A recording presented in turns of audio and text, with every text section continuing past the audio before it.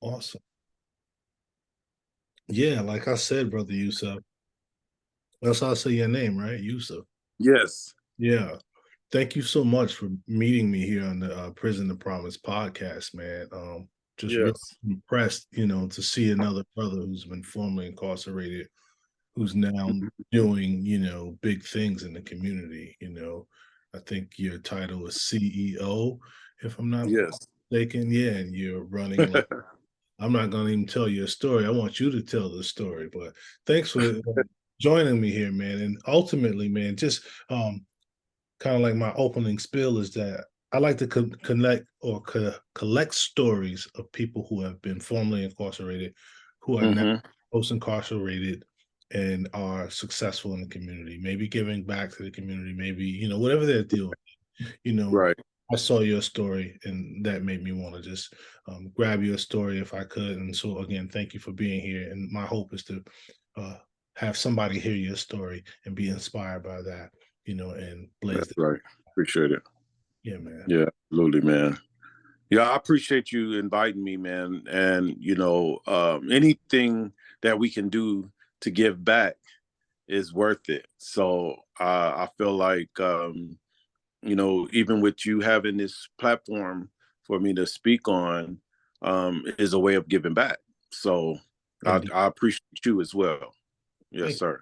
Thank you. Thank you so much. I definitely appreciate it. And like recognize like, and they say one hand wash the other and they both wash the face. So here we are, Hmm. But without further ado, man, please introduce the folks to yourself, tell folks who you are, maybe where you're from. Yeah. My name is Yusef Wiley. Some people call me Andre or Yusef Andre Wiley. I typically go by Yusef Wiley, and I'm from Los Angeles, California. Born and raised there. Got in trouble there. Played football there. Went to school there, and at a very young age, got caught up in the gang culture in the 80s, back in the 80s, when gangs began to influence a lot of communities like ours in America. And LA was kind of leading the charge, unfortunately, in that scenario. And as a very young man, Mm-hmm. I found myself in juvenile halls and in and out of juvenile halls until I became an adult and ended up in prison with a life sentence due to gang related crime. Yeah. So that's my background. That's where I come from. I was just like any other old kid growing up in America with dreams and hopes. And, I remember once upon a time I wanted to be a R&B uh, soloist, a R&B. I wanted to form my own group, Yeah, man. R&B group back in the day, right? When it was Cameo and the Daz Band and Ohio Players, and Yeah, yeah, I was inspired by those yeah. old school groups. 80s. Yeah, and so playing football was one of the things that I found myself enjoying as a young person, and it was also during that time where I started getting into trouble. Age. Playing at the park as about 13, 14 years old, playing Pop Warner football, then playing high school football, and going to different schools in South Central LA where you had the different gangs. Yeah. And that's where those encounters began to happen. Because I was in the football team that I played for, everybody knew it was from a blood territory.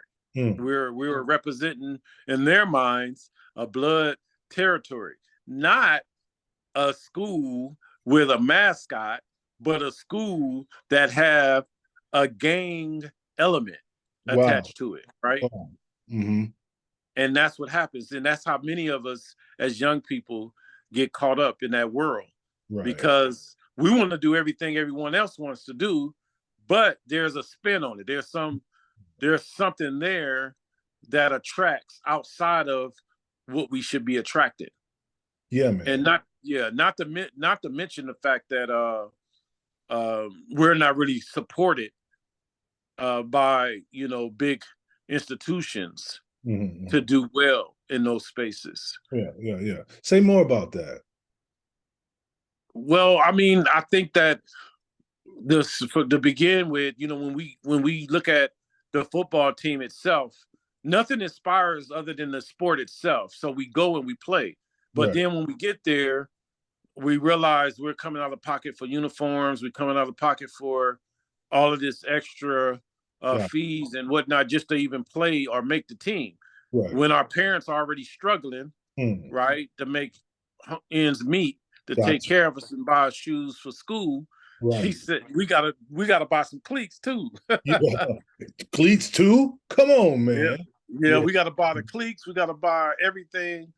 And and you go and sit in the stands. Who's in the stands? Just a few people from the community, not scouts, not the stands ain't filled.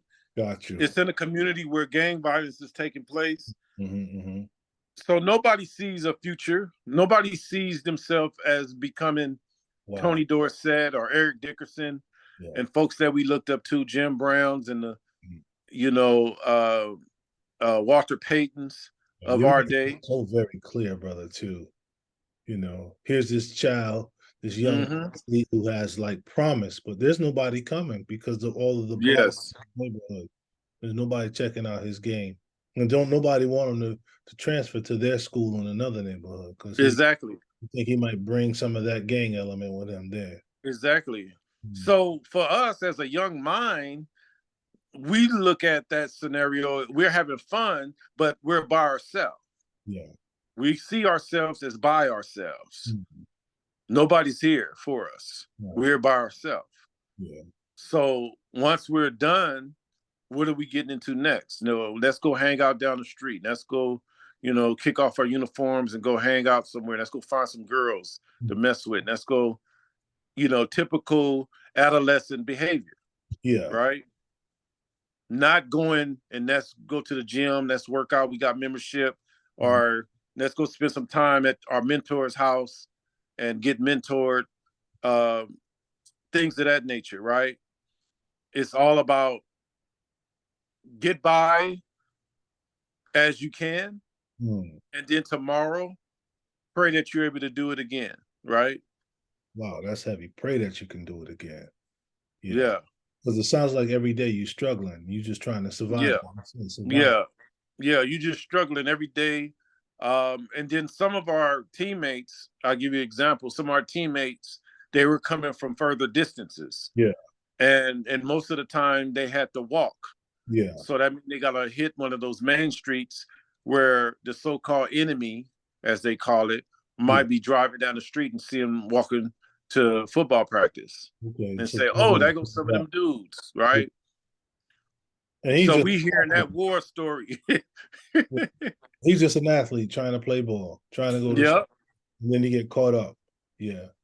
So we huddled up before practice talking about that incident. Oh. Not about, hey, did you study the plays, the playbook yesterday? Did you get a chance to look over the coach's notes? No, we don't have that to talk. We don't got time to talk about that. So, right. And how about that? We don't got time to talk about that. And people who don't live in these neighborhoods have no idea what children growing up under these conditions are. Yes. And so when we grow up to become adults, they wonder what's wrong with this child, or this person, but they never thought about, well, what happened to this child? They go through, what was the trauma they endured? But, right. So, and I think trauma is something that's really prevalent amongst many of us who found ourselves inside prison. We've had like early childhood traumas of some sort. Right. But one of the things I wanted to ask you is, at what age did you go to prison, and how long did you stay? So, like, how long were you out? How long did you go in, and how long, and what age did you come out? Yeah, so I went in at approximately 21 years old.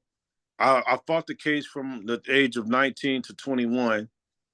and I got out of prison when I was 42. They kept you So time. yeah, so I was there about 20 plus years, 21, 22 years. And it was the trauma, not to mention the trauma, the new trauma that I'm going to have to experience from having been in prison, but Right. like you just mentioned about the trauma of childhood growing up in these type of communities, and what you see, what you face on a daily basis. Yeah. The people that's walking the street who you interpret as people that are running the streets, right? So anybody that's driving down the street in a fancy car, anybody that's riding a bike through your neighborhood, through your community, that seem like they're somebody, that's somebody that you're going to end up looking up to or being threatened by. Absolutely. Because those are the somebodies in your community. Right. You're not getting out of that community too often. Right. Yeah. Right. Yeah, I could And dig it. so we make a choice. Yeah. Is it going to be a matter of survival and Right. just join in the group? Or do I try to survive by dismissing the group? Right. And like you said, you ended up in prison as a result of some gang involved activity. Yes. Here you are in prison for, doing 20 something Jones. At what point did you start to realize, look, I got to do something different because right, whatever. Yeah, I think when I got to prison, the first couple of years was rough. Just the whole readjusting my life to the realization that I might never get out of prison because I was sentenced to life in prison, 16 years to life in prison. Yeah. And so the life topping was a realization that, hey, I may never get out of this place. I might die in here. I might get killed in here, right? And being in a maximum security prison at 21 years old and thinking about that, I just went along with whatever was happening. So if it was the gangs and the prison gangs, that's where I was at, right? But at some point, maybe 2 years or 3 years into my sentence, my mom started sending me books to read. It was interesting because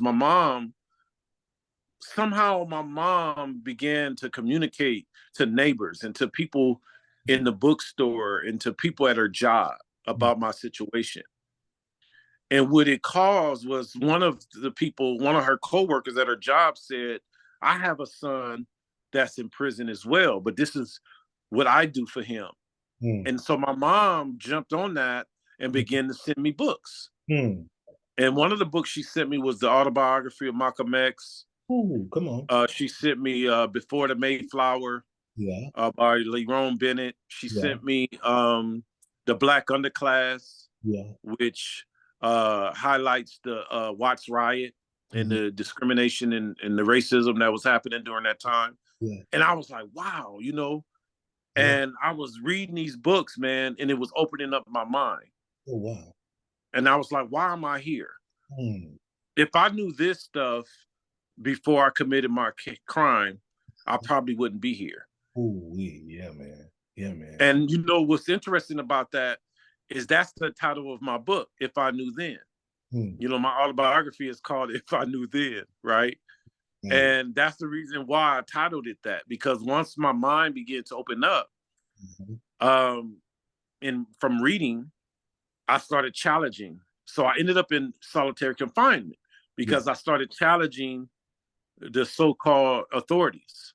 I would say, hey, I should be doing this. I should be doing that. Or, hey, I need a book to study this so I can get my GED. I was starting to demand my rights as a human being that deserves to learn. And I wanted to learn.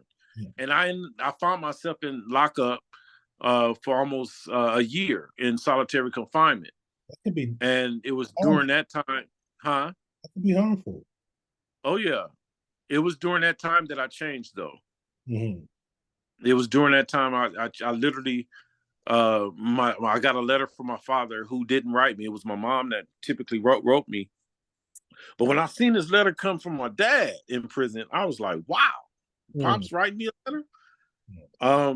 And he said in the letter, man, he said, look, You're in solitary confinement.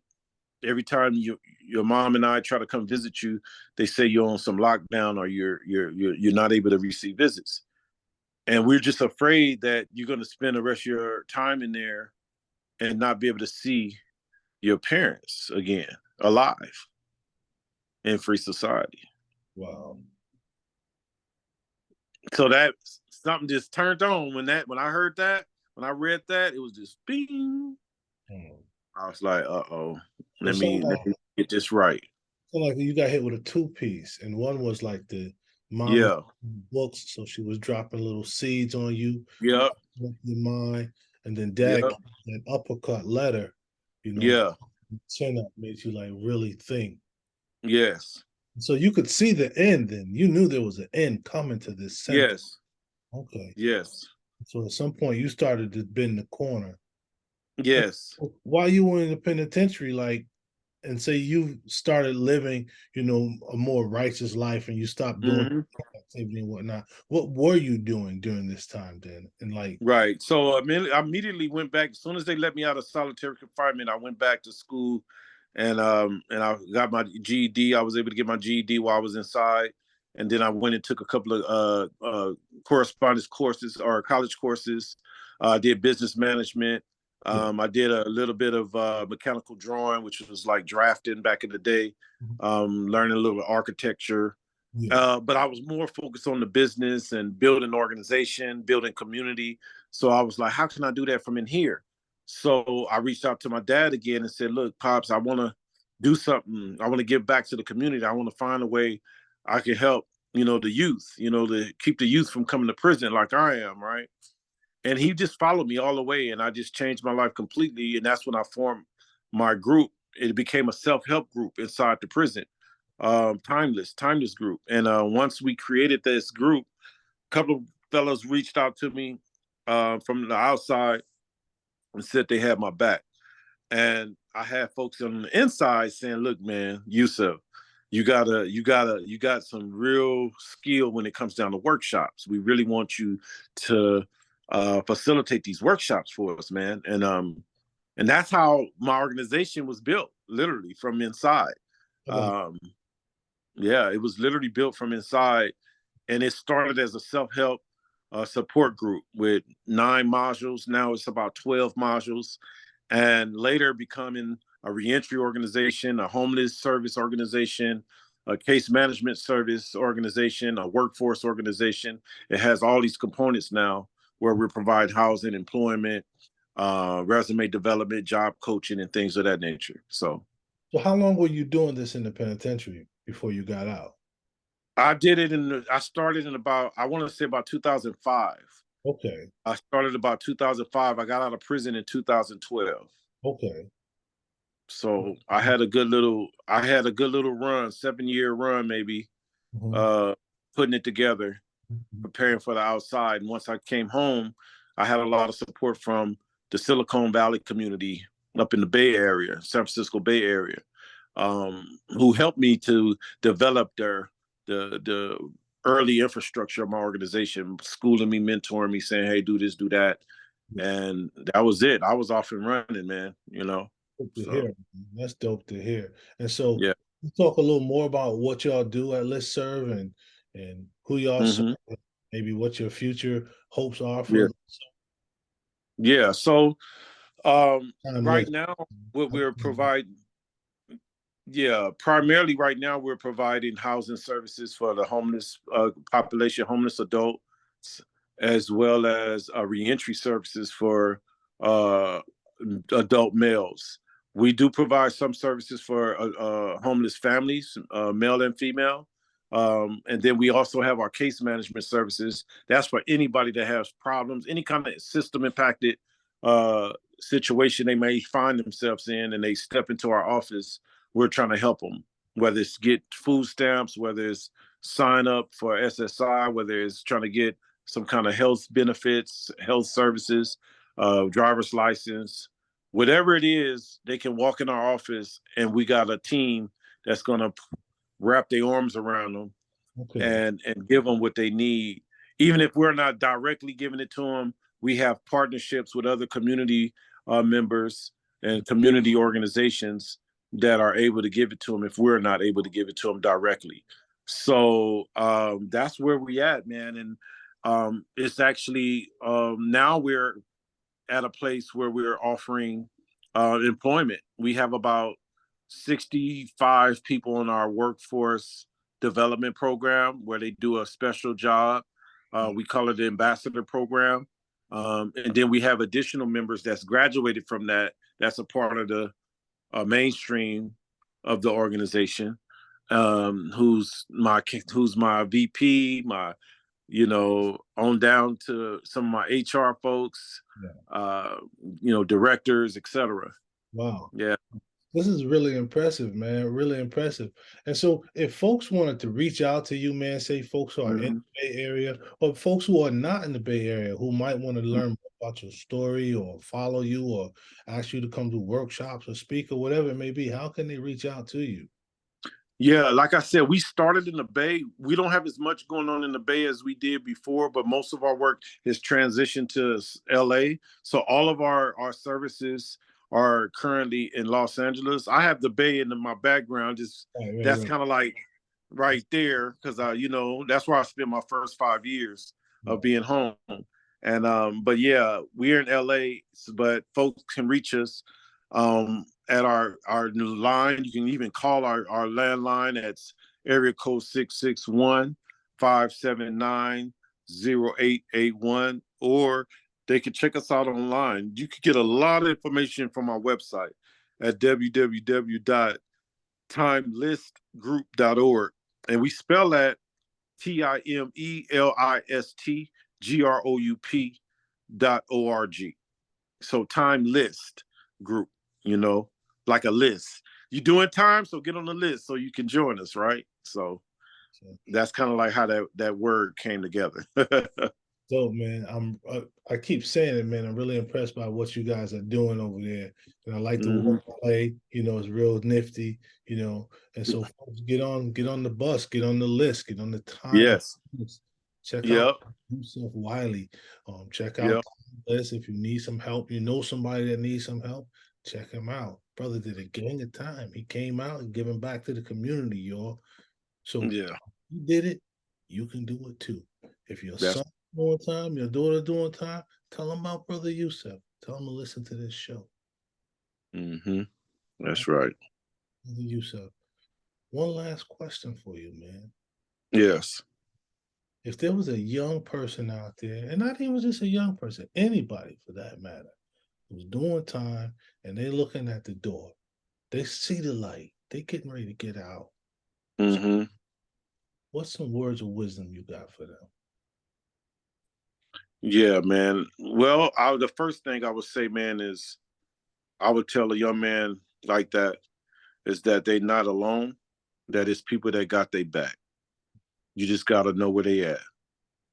Don't get out of prison as a young person thinking you got to do this by yourself and on your own and just figure it out, because that's the mentality. That's the mentality I once had. But get out with the idea that, you know what, I got this, but also people got my back. I just got to know where to find them. Right on. That's it.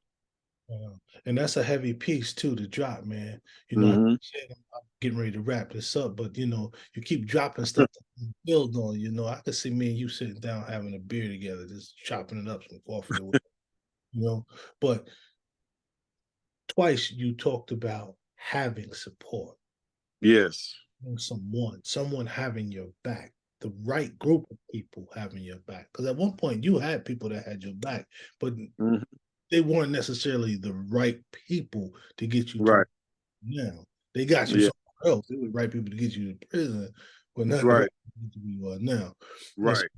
I think about this thing called pro-social supports and the importance of having people who can connect us to things that are pro-social versus anti-social, Yeah.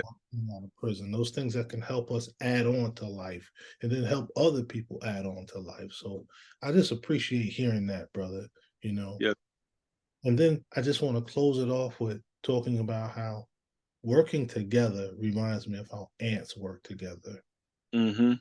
how bees work together, And when these little creatures work together, they create, or yeah, they create magnificent things, and they overcome, and they do just like magnificent things together, because Hmm. of the collective energy, and they're so small. So I think it's important for those of us, especially those of us who are in our fraternity of formerly incarcerated people across the nation.